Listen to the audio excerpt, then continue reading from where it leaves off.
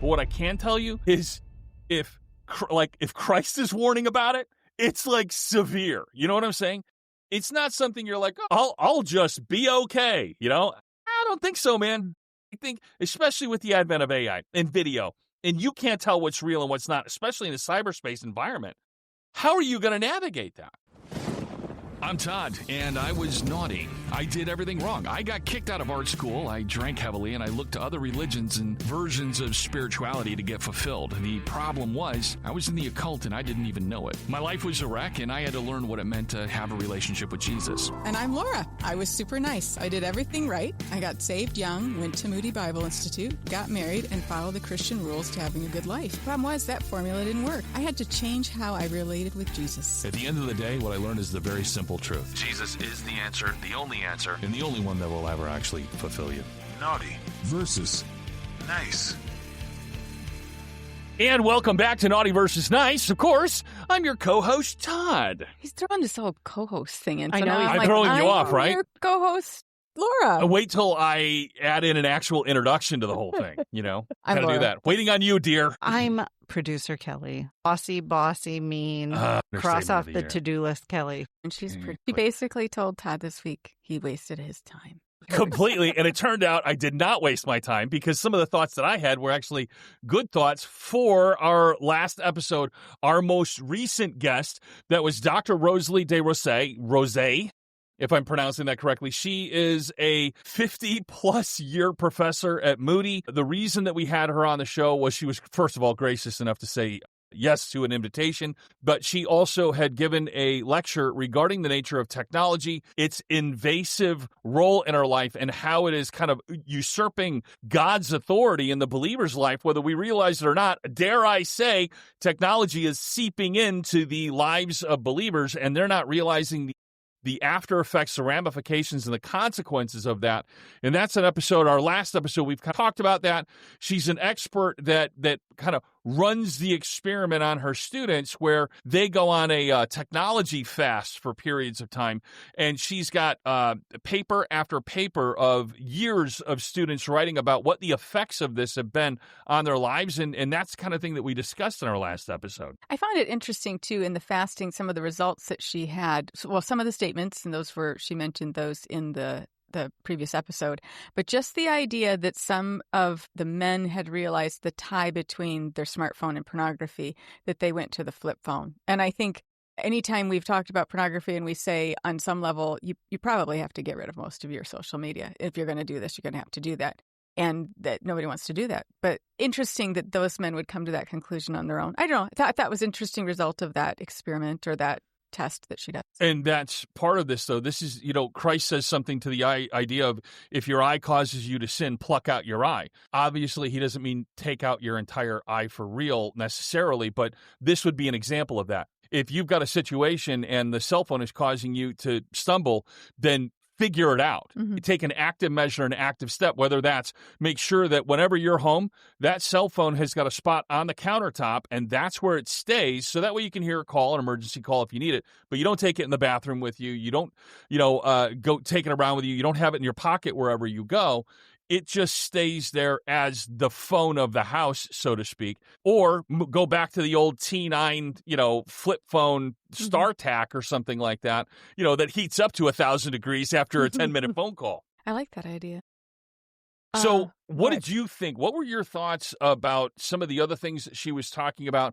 One of the things I thought was interesting was this concept of its invasion into sacred space. And it never occurred to me to think of the idea of the time that Kelly and I just spend together, that being more of a sacred space. See, I thought, wow, church, like I guess most people would, but there's a greater intimacy to it, and there's a wider definition than I was expecting. Well, and so part of her statement about that was the overplaying of music. And so I often put on something to listen to in music. Some of that has been because I have such a busy brain. It's a way for my brain to shut off, but it's also a bad habit. I'm sure it is. So that was very interesting to force yourself to experience silence and to notice what you're hearing and that kind of a thing. After Kelly and I went to this conference and heard the lecture, she had said a basic good beginning is to just start by doing 2 hours off your phone or something on a Sunday. And I was sorry. It was really hard, and I have a lot. Almost every area of my life has something going wrong in it right now, so I was like, I'll fix this later. Not today, Dr. DeRose, not today. I feel like I'm either working all the time or playing all the time, and both involve technology now. So my downtime is literally satisfying my ADHD with playing Call of Duty. And so I'm trying to bombard myself with as much as possible, I guess, to maybe tire myself out at night. I don't know, but so if I'm not, I used to have leisure time that would be outside, or I do a sculpting. And so that would be something I haven't picked up sculpt in I don't know how long. I have a half-done sculpture sitting at my desk. It's been months. So maybe this is something that I need to start doing and getting back into the idea of being more involved in the tactile world versus the digital space. So, yes, it's something else that kind of struck me because I saw a video by Andrew Huberman. I think that's who Abe was always mentioning him, but he came up on I know who you're talking. He was just talking about the importance of starting your day with exposure to sun, like not just the fake sunlight thing, but to go outside and do something outside. And so this weekend I was out cleaning up our patio area and just trying to actually feel, I hate the phrase to be present. I hate it. But that idea of actually enjoying the weather, enjoying the feeling that is attached to the day or whatever that is, to hear the birds. It's all of that. Like, how often do you look at the sky? I've been trying to do that lately because I think if you told me today I was dying, what would I sit and pay more attention to? Probably more of that kind of stuff. So anyway. Well, it's funny. Kelly and I, we got this lake in town and we'll go take walks around it. We walked the dog around there and it was really, really hot. I don't know, like a week ago or whatever. And it was one of those things where it was like, it's almost too hot to enjoy doing this. But that's kind of the ironic part about it, is that we're at this point now where we live in these climate control environments, whether we realize it or not. We're all becoming indoor cats. We're not outdoor cats anymore. Hey, and that's not such a bad thing. So we're at a point where it's like, even if you're uncomfortable, even if it's not the most ideal of all situations, like, is that really all that terrible? It's like I had said before, you can lie to somebody, you can cheat on somebody, you can steal from somebody, but you annoy them, they'll hate you forever. And that's kind of where we're at. It's like, I don't want to do something that's mildly uncomfortable. I'd rather be comfortable the entire time. Like, that's actually our line now, and too many things, unfortunately. I would just like to say, if you lie, cheat, or steal to me, I will. I could get at that too. Every time you say that, I'm You're like, still really? a real person. Everybody's okay with that? No, I'm talking like, the younger, the 30-something. I guess at the time it was like, what's the generation behind us? Dumb? Millennial. Yeah. Okay. It's not generation dumb. It's millennial. I'm joking. Thinking back, too, to some of the things she was talking about, this generation, her exposure to students is broad because of how many years she's taught. But to have students coming in saying the things that she was saying, they were saying that they were asking to have family meals and their family wouldn't give it to them. But most astounding was they were asking for accountability with pornography and such things, and the parents were very dismissive of it. I thought that was very interesting because I've seen the opposite in some of my other experiences with that generation, where there has been no awareness that sex before marriage is at least something that should be hitting a moral flag on them, and it's not. Like, they literally had never heard that. And so I don't know what your thoughts were when she said that. I thought that some of those parental responses to children was more shocking than just being lazy. I'm armchair parenting, obviously, but I'll see these extreme ends, and I don't see that balanced thing in the middle. The extreme end is this idea of this dictator-esque, totalitarian jerkhole who my way or the highway type thing, where he doesn't even view the kids or the wife as being independent, autonomous agency units or whatever, like actual real human beings, that there's something there, they're all exist for him, and it's so that way he can fulfill his destiny as being man of the household.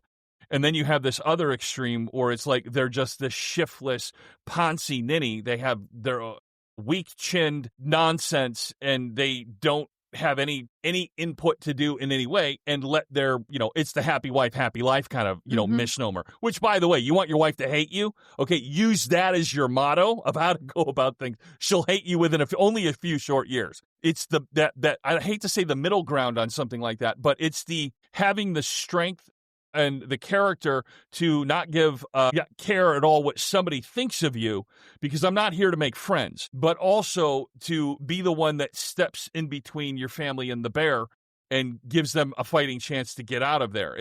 There's a middle part, and it's not It's not you're this milquetoast neutral minnow. You get to swing one way or the other, but you just don't stay there.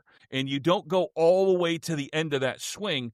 You're hitting more of maybe that 25 to 35 percentile area, if this is even making any sense. Mm-hmm. So what we don't see is balanced, healthy, psychologically healthy people that are emotionally equipped in order to handle the ups and downs, to be the stability and be the rock that their family needs, but also men to be that compassion and the tenderness. It's men, generally speaking, that play with the kids when they're really, really young and have all that kind of playtime. That's affection.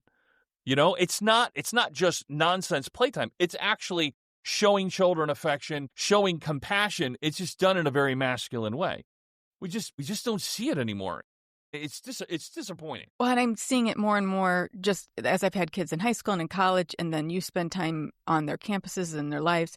The way I describe it, and I'm not a guy, and my kids did not have a father in the home for a large part of their lives. But what I'm seeing is men are not comfortable sharing the masculinity with their children. Usually it's going to be the guy who's on the other extreme of the kind of the head of the household weird thing. It is something I think you have to be thoughtful with each son about what it's going to look like to allow them to develop that. And it's going to actually look like you giving up a little bit of it in the home, if that makes sense. Mm-hmm. I think it's very subtle, but it's like, it was interesting to me that's what I see is a lot of very insecure young men who are grappling to get security by dominance because they weren't given any kind of sense of shared authority in the home as they grew into it. And I don't know that I did it perfectly. I'm not saying that, but I was mindful of that they had to feel like men, especially with just a single mom. I didn't want this weird single mom thing, I don't know how else to describe it, to develop. It's just astounding to me that it's not happening at all. Is that kind of what you've seen before? You got this. Yeah. I don't know how to explain it without being like a jerk, but a lot of the young men that I'm seeing, you can tell they've never been in a fight before. You can tell they don't even live in reality. It's not that they've just never been in a fight before. They don't live in any kind of reality. So much so, they don't know if you are being a threat to them.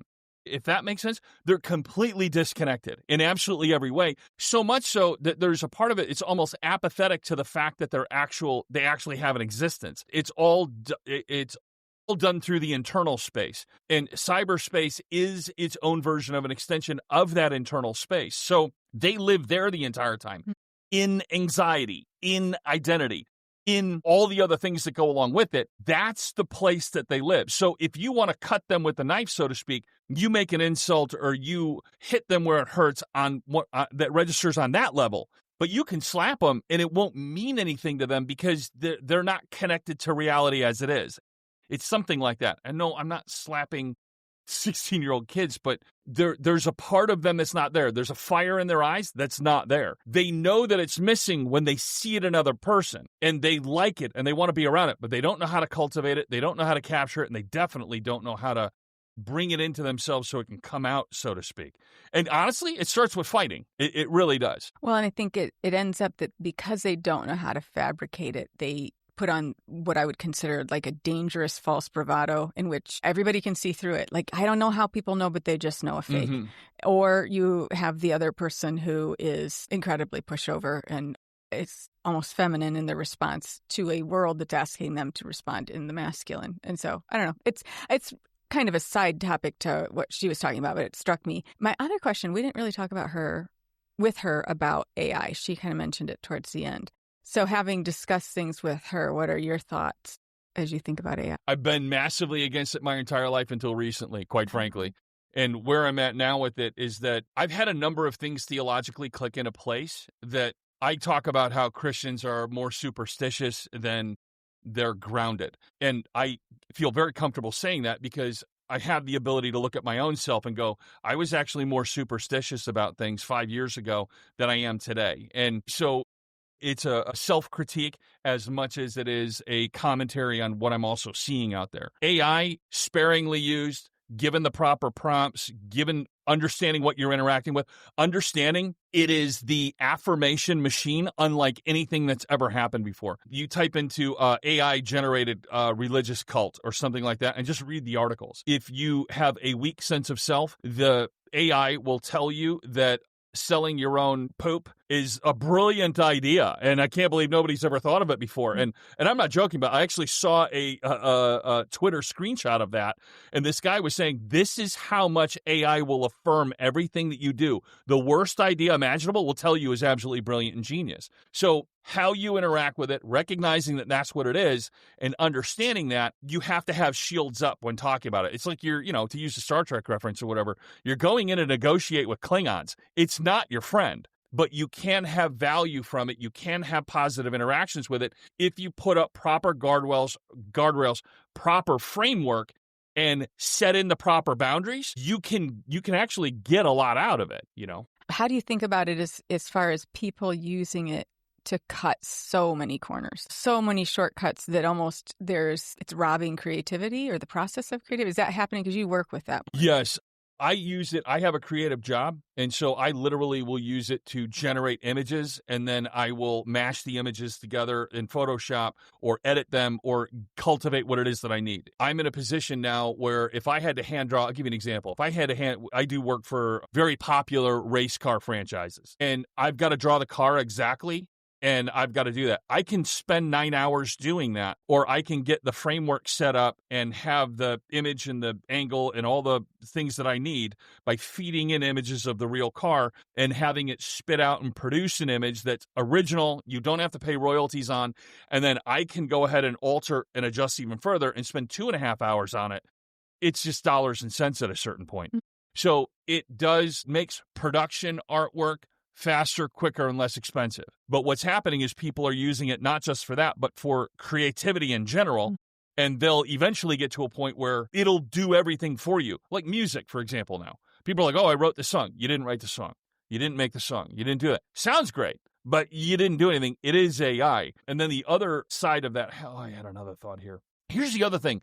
When you interact with AI enough and you visually look at art images like I do on a regular basis for my day job, and that you start recognizing it when you see it. I don't know how to explain it, but there are elements. It's like when you interact with enough people, you have an interaction with somebody, you're like, something's not right about them. I don't know what it is, but I want them to stay away from me and my kids. It's the same kind of thing. You can start recognizing that the song was actually AI. The lyrics were AI. Somebody used something, it's written, it sounds like AI. So there's that element of that, especially in video and things like that. At least that's what I'm finding, Well, when I see a video, there was one, plane is crashing, and I thought, okay, they never have a good video of a plane crashing. It's always fuzzy, far away. You can't really see it. So if you're not looking at that, you're probably looking at AI. Right. If it's really too good of a thing to be true, it is AI. Right. But it is interesting to see that dismantle any kind of trust there is in any kind of news, especially media, because I don't really actually know what's real anymore. We're moving into a place where this is going to sound like such a cliche, but if you're not grounded in the Word and you don't actually theologically understand your Bible, it's great that you asked Jesus into your heart and now you're saved. That's great. But if that's the extent of it, you will be absolutely ruined. Whatever the deception is that's coming, at a certain point, we know there's a deception that comes. What exactly it is, I got a few best guesses, but I don't entirely know. But what I can tell you is if Christ is warning about it, it's like severe. You know what I'm saying? It's not something you're like, oh, I'll just be okay. I don't think so, man. I think, especially with the advent of AI and video, and you can't tell what's real and what's not, especially in a cyberspace environment. How are you going to navigate that? So I don't know. And then put the spiritual component on top of it. All of a sudden, Jesus shows up in the third temple. And all of a sudden, he's doing sacrifices again. And everybody is flopping around on the ground, worshiping him. And Jesus is here, and he lets all of you know, by the way, guys, you got a few things wrong in the Bible. Let me sort it all out for you. What we meant was, I died for everybody's sin. So even the people that never believed in me, I always believed in them. And everybody is saved. Okay, I know it's Jesus. All the cameras were on him. All the eyes saw him. He came down in the clouds. I saw the whole thing. It's Jesus. You know what I mean? So it's like you're running up against this possibility. And people are like, well, if the thing doesn't happen and this and that, I promise you when you're in the moment, I promise you, your rational mind is not going to be like, well, there is that 3 words in John chapter 6, verse 82 or whatever that says this. So it can't possibly, you're going to get swept up in it because everybody else around you will be too. Talk about deception. And whether it's AI generated or not, or shot on a soundstage, real people with live AI video over it doing special effects. You know what I mean? It can be anything. So it's like football. Okay, you like the sports ball. You got the quarterback and all those guys, they're running over the yard markers that are digitally laid down on the live feed. You know what I'm saying? That's not really there, but it's there, and it looks real. How are you going to know? I like those because you're like, oh, it's 30 yards to touchdown or whatever. I need all of the help, all of the slow motion and the arrows drawn and I need all the help I can on those. So let's not take away those lines. But it's true. It is absolutely true. And I think that if we've said it once, we've said it a million times, if you don't know what to believe, you're going to fall for anything. And it cannot be just the basic 5 things. I mean, maybe this just came off the top of my head. Just sit down and challenge yourself to write down what you know that the Bible says. Not generalities, but some specific things, and see how far you can go. Right. Because it should be several. It should be 7. It's great that you can say the gospel, Jesus loves you and died for your sins. Go even further than that, though. Go even more detailed than that. Explain what happened at the Last Supper. Explain what was Jesus' life like. Give somebody a 3-minute overview of what Jesus' life was like from the time that he started his ministry until the time that he got crucified. And see if you can abridge the whole thing. You know, whatever it is. Do that for Paul. Do that for Peter. Tell the gospel, but from Peter's point of view, you know, or whatever the creative experiment that you're trying to do, but it's something along those lines. Because if the only stories you got are Adam and Eve talking snake and Animal Ark with a giraffe sticking its head out the window, you're missing on a ton of other stuff. What about all the other stories that are really, really boring, like the stuff going on in Leviticus? You know what I mean?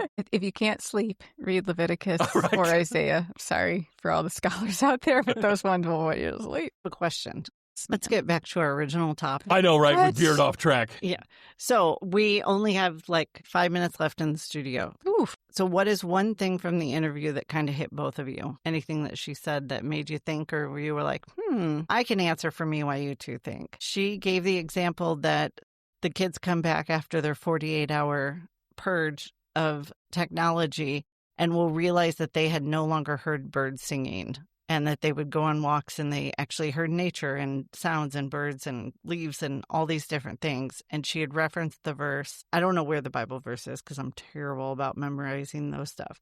But it was like, those without, they have ears but don't hear. And that really hit me, that it was like, oh, wow, we always think of that as they have ears but they don't hear the truth, or they don't hear Jesus, or they don't hear the truth of the gospel. But it's gotten to a point that it's so literal that people have ears and they're not hearing what's around them because they're so lost in the technology. I thought of mine, so I'm afraid I'm going to have to jump in so I don't do forget it. And I remember this from the conference we went to as well, an admonition to pastors. That I thought that was very interesting, that because I'm always like, people aren't preaching theology from the pulpit, which I still think is very important. But just the idea that she used the phrase that they should be prophesying to their congregations of what is happening. And I don't even think it's something I've ever heard anyone speak of. I don't think they're aware. It's not so much that they aren't willing. And so I think, I don't know how you do it. You know, I mean, we've talked about attending mega churches and everything is technology there. And I don't necessarily think that's evil. That's not a point of my conversation about it. But I do think the way it is robbing homes and intimacy and relationships could be addressed without dismantling how churches run necessarily. So I just thought that was an interesting warning, or at least a notification about how church is addressing it. And if you can't think of a single time anyone's talked to you in church about that, then that's probably true. You know how when I think of church, you ever watch a movie and then it was up to a certain point and cell phones existed and people used them for everything and people send texts, and then all of a sudden you watch a movie and not a single character has a cell phone. and at all. And it they was have like yellow teeth as well. right, exactly. And That's true. now, at least every now and then, you see cell phones in movies. But generally speaking, there are no bathrooms and no cell phones in movies. And it was one of those things where it was like, when you think about churches, they're the way that they were in the 80s. It's like time still hasn't happened. It's like, yes, we got an app, and yes, we have the internet, and yes, we have a web presence. But when they talk, when they interact, when they talk about any of these things, they don't mention any of the technology. They don't mention how the world has changed as a result of it or anything to that effect. And what really struck me about what she was talking about, at least within some of the aspects of this, there's a numbing to the physical nature, like Kelly was talking about. They don't even hear birds anymore, many people, and yet the entire eternity, you're not a force ghost floating around in heaven. There's a reality, a physical truth to the nature of eternity with the Trinity, and that's the new heavens and the new earth, the earth. So there's a physical quality to this, like we've talked about I don't know how many times. And then you kind of go, okay, well, is there some sort of nefarious, satanic I'll have them ignore the physical quality and yearn to live in the cyberspace, which is this weird kind of extension of or segue to this spiritual, ethereal, Gnostic, don't you just want to escape the prison of reality and get into the truth of things, which is the nature of spirit or the nature of cyberspace or whatever it is. But it's neglecting and getting rid of this physical, the connection that happens. And there's a part of me that wonders, what is there something going on there? Is there some kind of, it's a little too on the nose. You know what I'm saying? I don't know what it is.